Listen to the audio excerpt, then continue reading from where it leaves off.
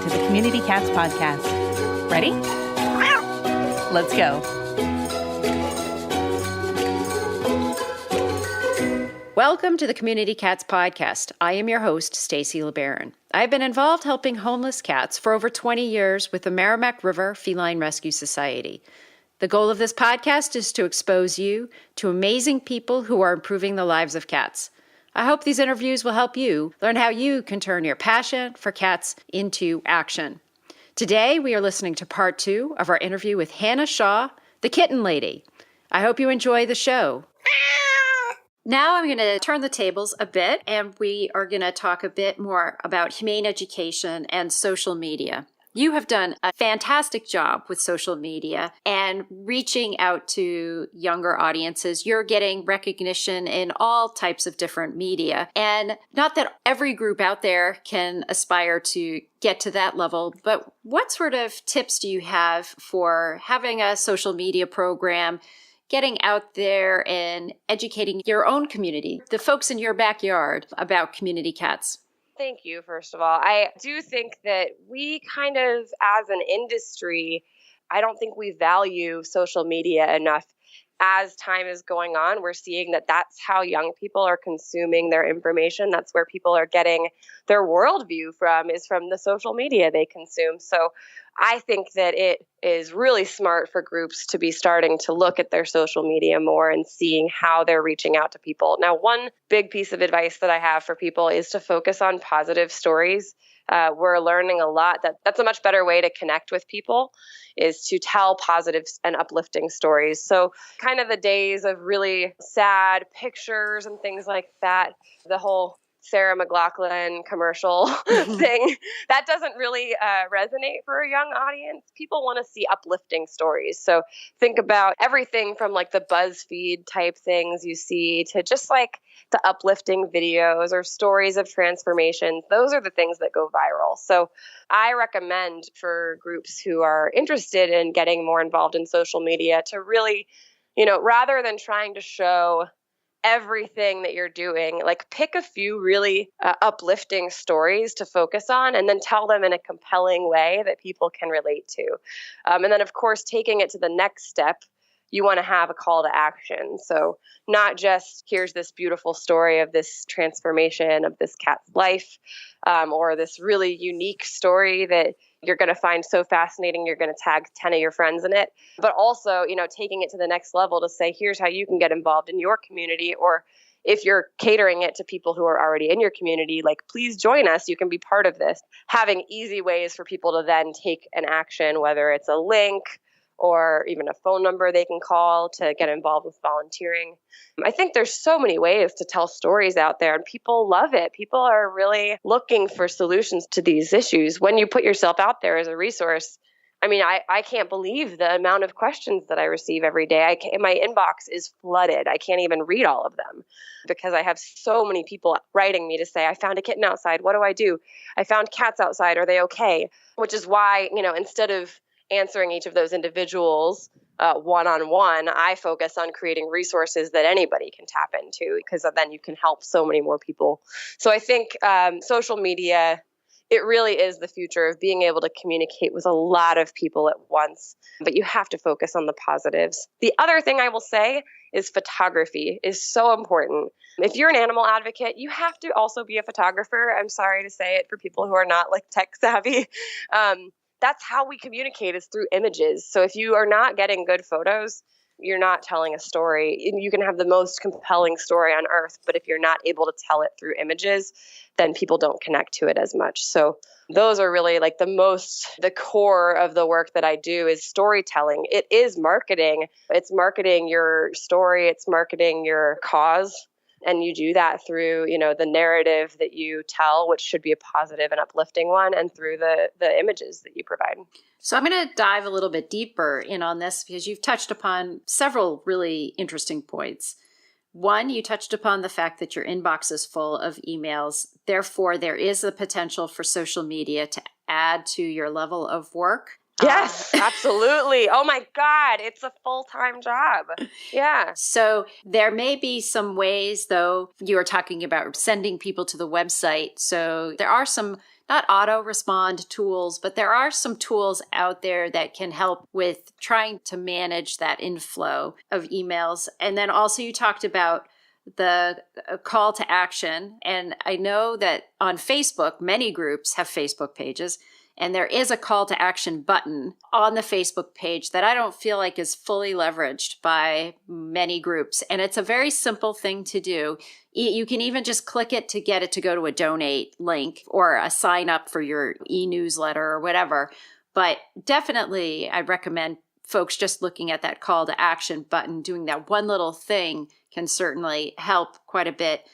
What are your thoughts on multiple platforms? It can be really challenging if you don't have the manpower to do it. I have a struggle with it because I'm one person. I do have volunteers who are fantastic. I absolutely love my volunteers, but it's challenging. I struggle to keep up an Instagram and a Facebook and a Twitter. There are some very great tools out there.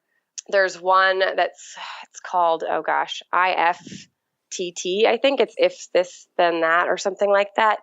And if you look that up, that is a tool that you can use to set it up so that if you post one place, it also shares it somewhere else in a format that's compatible with that platform. So, I have my Twitter on that, for instance. It's too much for me to run all of these things at the same time and also raise babies and also travel and also create resources for my website and make videos and all that. It's a lot for one person. So having multiple platforms, it is important because there are people who are only Twitter users and there's people who are only on Facebook.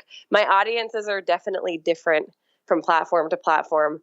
So I noticed that Facebook tends to skew a little bit of an older audience. Facebook might have a totally different audience than Instagram, where sometimes I have to remember that some of the people I'm talking to are in 7th grade and they don't know anything about cats.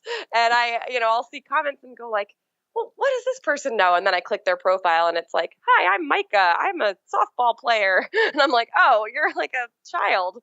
So, but it's great. We want Micah, the softball player, to be, engaging, Right. But that's going to be one platform. You're going to have maybe your donors are going to be more on one other platform. It's just having as wide of a platform as you can is definitely important. There's also different functionalities. Like you said, Facebook has a lot better functionality when it comes to linking or, things that people can share. So Facebook is definitely a good area for people to be. But there are other places, especially like, Instagram or Snapchat, some of these places that a lot of younger people can be found. So I'm all over the place. I'm on YouTube also, but it is a lot to manage. But if you can do it, it's definitely worth doing. I will say that, with those call to action buttons, I think that that's a really cool tool. And I think that anytime that you're going to get somebody riled up about something, whether it's a upsetting story, maybe there's a declawing law, or there's a situation where somebody's going to try to catch a bunch of cats to be euthanized. If you're going to post something like that, you should never, ever, ever post something that is upsetting without also posting a call to action, because upsetting people and then not giving them something they can do will actually discourage them from following you, because it just ruins their day. It's just a bummer. But if you get somebody bummed out and then you say, are you angry? Here's what you can do about it. Then people will take action. So definitely, if you're going to be posting things that are upsetting, give people an action they can take so that it kind of is a resolution for them. And it also is a resolution for the cat. It gives a little bit of action to, the stories that you're telling. And now let's take a moment to listen to a few words from our sponsors. Accidental Exiles by Bruce Perry. Jesse McAllister, a young Texan and Iraq war vet, escapes to Europe, where he seeks a new direction and to heal his desert wounds. Wandering the streets of Ascona, Switzerland, he meets and falls in love with a beautiful Italian waitress named Sonia Altarelli. Since the horrors of combat he encountered with a boyhood friend, Jesse will have nothing more to do with war. This story is his farewell to arms. Check out Accidental Exiles on Amazon.com today. Are you starting to think about that special holiday gift? Why not give the gift of a Community Cats podcast branded t-shirt, coffee mug, bag, or other item? This is the perfect way to spread the word about helping community cats. The proceeds from the sales will go to support the Community Cats podcast and the Community Cats Grants program, which helps small groups grow their fundraising programs to be able to fund more spay-neuter programs for free-roaming cats. Go to www.communitycatspodcast.com and click on our shop button in the menu bar today to get that perfect community cat gift right now. Thank you, everybody, for supporting the show. I'm going to slip back into Facebook for a minute. You have 200,000 friends on Facebook. Did that just come organically, or was there some boosting with the advertising that goes into that? I find that organizations are very leery about putting advertising dollars into Facebook, but yet I feel that there is a payout or a payoff from that to a certain degree. But I just didn't know if your growth was purely organic or if you had helped it with some advertising. Yeah, so just to clarify, my biggest audience is Instagram. I have over 200,000 people there. On Facebook, I only created my Facebook earlier this year because what we're talking about, that I realized, wait a minute, I need to be on multiple platforms. So I created the Facebook maybe in February of this year. And it is a little bit slower growing for me than Instagram is. And I think that that's probably just, the nature of who I am and what I look like, what I do. A lot of people tag each other in my stuff on Instagram, and I get a lot of organic growth there. So I've never paid for advertising or anything like that on Instagram. I get about 1,000 new followers a day, and it's all completely organic. On Facebook, when I got it, I did one time that I tried to boost a post to see how it worked. I paid like $5 to boost this picture of like a kitten in a bowl to see what it would do. I didn't find that it did very much for me, but I know that it has worked for other groups. So it's something to consider. I would say the better thing for me, because I don't currently do anything like that, the thing that I have found to be better than that is if you are creating really shareable content. If you create things that people want to share, then it gets people to your page. If you create a very funny video, or if you create a beautiful photo that people just have to see. And I will say also, if you specifically say in it, like, please share this, sometimes you have to ask directly. So if you put in it, like, do you love this? Please share. And people will share it. And even if, it only gets 12 shares the first time, those are people who are going to see it, who are going to click on your page and like it. And then that's kind of how you get that growth. So my growth there is definitely slower. I haven't had it as long, and I'm still learning as I go. I'm definitely not a social media expert, but I think I have pretty good instincts with it. And I know what I like to see. So, think about the content that you like to see or that you see being shared amongst your friends, and then think, how can you create something similar? Now I'm going to touch upon a bit about the media. How are you getting your name out in the media? I don't know. They find me. I've done one press release ever.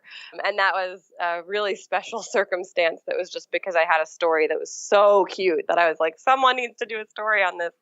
No, I get approached all the time. I actually get approached more than I can respond to. So unfortunately, sometimes I have to let something go, or I have to respond and say, I'm sorry, I don't have time to do it. But sometimes there are stories like the Wall Street Journal. I wasn't interviewed for that. I just found out about it. Actually, Venus, the two-faced cat, who was also in that article, she called me and said, did you know that we were both in the Wall Street Journal today? And I said, I had no idea. So, sometimes I don't even know about it. Sometimes I'm contacted. I do have a press page on my website. It's just kittenlady.org/press, where you can see, some of the articles that I've been in. And it also has a way to contact me on there if you're a member of the media who wants to do a story with me. So, I've been fortunate. I've been in a lot of local, national, and even international stories. And I think sometimes one piggybacks on another. So someone will say, I saw you in the Atlantic, and I work for the Washingtonian, and I would love to put you in our magazine. So it happens organically. If you have a really interesting and compelling story, like, that will happen. But you can do a press release. The press release that I did was about 2 orphans that I raised separately that were from different litters, but they were both little solo babies. and I was going to be introducing them for the first time. And so it was a really, really cute story of like these two little kittens that had never seen another kitten before becoming friends. And those kittens now are adopted out. Their names are Bruno and Boop. You can actually follow them on Instagram. They have like 20,000 followers of their own because everybody loved this story. So if you look up Bruno and Boop on Instagram, you can find them. But, that was a press release that I did. And you kind of make contacts as you do this stuff. And you could contact someone and say, hey, you did a story on this thing. Would you like to do a story on this other thing? A lot of it does happen organically. You just have to have great stories and great photos, shareable content. This stuff with community cats that we're doing is so fascinating. And I think sometimes people are doing great work, but they don't know how to take that great work and tell a story with it. So I would encourage people just to find one really compelling story you have, get some really beautiful photos and start there. Like start with social media because that's a platform that you own. And then from there, see if you can get any local stories about it. It's not impossible to do, and it can make a huge difference for your visibility. One thing you stressed too, or there's 2 points that I've pulled out of what you were sharing, is one is you basically have positioned yourself as being the expert. And so therefore you're easily Googled and all that kind of stuff. So if you are in a community running a small rescue or running an organization, you can just introduce yourself to your local press, not presenting even a story, but just getting to know them and doing introductions so that then when you do have a story or when they have a story that they have questions about, then they know to contact you to get the expert quote or the local quote to make sure that you're the one getting into the paper. Yeah, I think if you're a local group, if you're a local rescue group or a local shelter, certainly you want to be seen as the go-to in your community. If there is an article about cats, let's say there's an article that is very disparaging about cats. I think we all know that there's been some publicity about a book that is, I don't know if it just came out already or if it's coming out, that is disparaging about community cats. If that book comes out, you want to be the person in your community that's on the news talking about that, or that's writing the op-ed so that you are seen, so that you have that visibility. Any rescuer or animal shelter director can reach out to their local media and say, this is like, I'm a pillar of my community. These are the services that I provide. And I have something to say about these issues so that you can start getting quoted and things like that. Absolutely. That's something that I would recommend. And just the last point that I thought was interesting was the press page on your website. And I'm certainly going to take a look at that press page. And I would ask everybody else to, because I think that is a forgotten component of most websites. Yeah, I think it's cool. And if I don't have, because some of it is online articles, but some of it is like magazines that I've been in like Turkey or Germany, where I don't have like an online version of it, but I'll actually get a PDF and you can host that PDF on your website so people can actually read it like they're reading a magazine from another country. And all of that, it helps a lot if people can see your story being told in lots of different ways. I think, having that on your website definitely also attracts other people to be interested in doing a story on you because they can see similar stories that have been done in the past. Hannah, if people are interested in finding you, which I guess is probably not that hard, how would they do that? Yeah, so I have a website. It's kittenlady.org. So that is my hub for all of my, information on there. But social media is the best way to keep up with me. So on Instagram, which is my biggest audience, you have to follow. It's KittenXLady. And then on my Facebook, it's the same thing. It's just facebook.com/KittenXLady. And then I also have a YouTube channel. My YouTube, I really encourage people to subscribe to because I post some pretty cool stuff on there. Everything from, instructional videos like how do you bottle feed? How do you deal with dehydration in a kitten?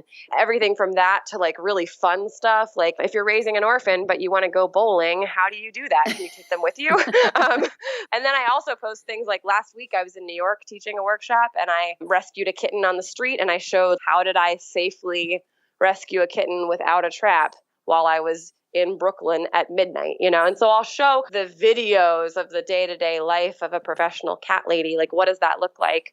And some of it's instructional, some of it's just fun. But you can find that at youtube.com/kittenlady. And Hannah, is there anything else you'd like to share with our listeners today? I just really want people to feel empowered to get involved with community cats and kittens where they live. I hear all the time people say, I wish I lived in DC so I could help you. And I say, you don't have to live in DC to help cats and kittens. This is something that we need people everywhere to be getting involved in. So I just want people to feel empowered that they can do this too. It's not like I'm some special person who knows everything. I'm a person who cares and is dedicated. But any person can be dedicated and get involved, start to learn, reach out to your local community. If you're a first-time rescuer or you're a person who's never found a cat outside, or you found cats outside but you didn't know what to do, look up, just go on Google. Sometimes people ask me, how do I find them? I'm like, go to Google.